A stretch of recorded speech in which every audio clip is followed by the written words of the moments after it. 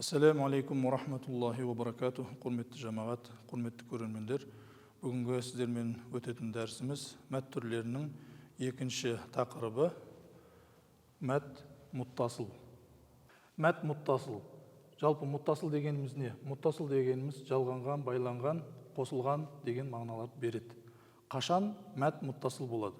Мәт әріптерінен кейін, яғни әлиф, вау, яй әріптерінен кейін сәбәб мәт хамза келіп, сол екеуі, яғни мәт әріп мен хамза бір сөзде келетін болса, мәт мұттасыл болады.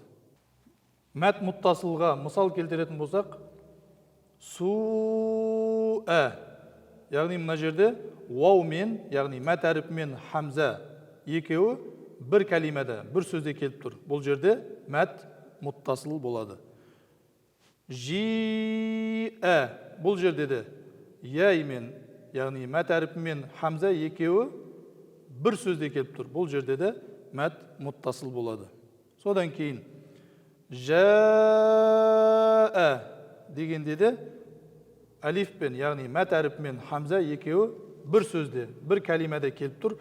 Бұл жерде де мәт мұттасыл болады.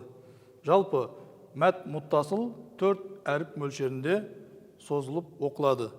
Яғни 4 әріп мөлшерінде созу шарт, үкімі уәжіп. Құрметті жамағат, бүгінгі дәрісіміз осымен аяқталды. Келесі дәрісімізде кездескенше. Ассаламу алейкум ва рахматуллахи ва баракатух.